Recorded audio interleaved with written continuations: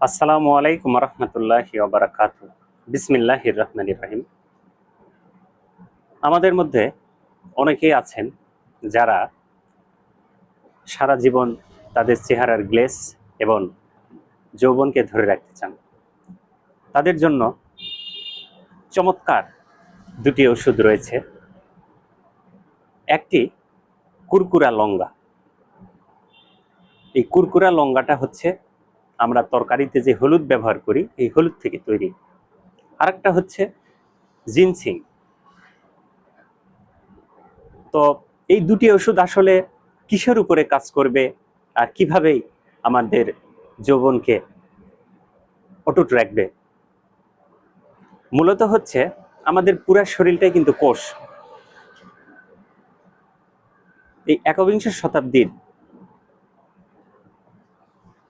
জীবনযাত্রায় আমরা প্রতিদিন নানা ধরনের বিষাক্ত খাদ্য খাচ্ছি এবং বিভিন্ন এনভায়রনমেন্টাল কারণেও আমাদের কোষের মধ্যে ফ্রি র্যাডিক্যাল প্রতিনিয়ত ঢুকছে।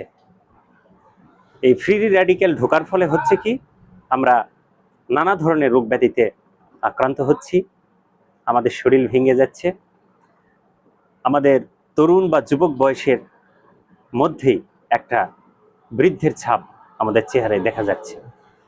তো আমরা যদি এই দুটি ঔষধের মাদার টিনচার গ্যাপ দিয়ে দিয়ে কন্টিনিউ করতে পারি, ইনশাআল্লাহ আমাদের যৌবনটা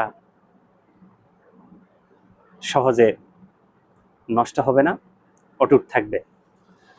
এই কুরকুরা লঙ্গা এবং জিনসিং খাওয়ার নিয়ম হচ্ছে, আমি আগেই বলেছি, এই দুটার হচ্ছে মাদার টিনচার। কুরকুরা লঙ্গা 10 ফোঁটা মাদার টিনচার সকালে খাবেন, আর জিনসিং 10 ফোঁটা মাদার টিনচার রাতে খাবেন।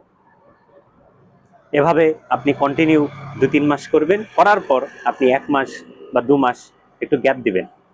মজার বিষয় হচ্ছে এই দুটি ওষুধের তেমন কোনো পার্শ্ব প্রতিক্রিয়া নাই বললেই চলে।